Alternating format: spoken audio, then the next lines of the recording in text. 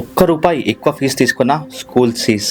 తమిళనాడులో సీఎం విజయ్ గారు తీసుకున్న ఈ నిర్ణయం ఇప్పుడు దేశవ్యాప్తంగా చర్చనీయాంశంగా మారింది. ప్రభుత్వం నిర్ణయించిన ఫీజు కంటే ప్రైవేట్ స్కూల్ ఒక్క రూపాయి ఎక్కువ వసూలు చేసినా వారి స్కూల్ గుర్తింపునే రద్దు చేస్తామని స్పష్టమైన ఆదేశాలు జారీ చేశారంట.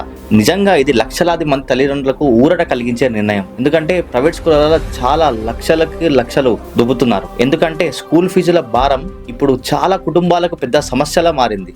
ఫీజులు మాత్రమే కాదు, బుక్స్, యూనిఫామ్, స్టేషనరీ పేరుతో కూడా భారీ డబ్బులు వసూలు చేస్తున్నారన్న ఫిర్యాదులు ఎన్నో ఉన్నాయి. మన తెలంగాణలో కూడా ఇదే పరిస్థితి కనిపిస్తుంది. గతంలో ప్రైవేట్ స్కూల్ బుక్స్, యూనిఫామ్స్ అమ్మకూడదని సూచనలు వచ్చినా చాలా చోట్ల అవి ఇప్పటికీ కొనసాగుతూనే ఉన్నాయి. బుక్స్ మా స్కూల్లోనే కొనాలని కూడా ఒత్తిడి చేస్తున్నారంట. అందుకే తెలంగాణ సీఎం రేవంత్ రెడ్డి గారికి ఒక విన్నతి: ప్రైవేట్ స్కూల్ ఫీజుల నియంత్రణపై కఠినమైన నిర్ణయం తీసుకోవాలని, తల్లిదండ్రులకు న్యాయం జరిగేలా చర్యలు తీసుకోవాలని మేము కోరుతున్నాం.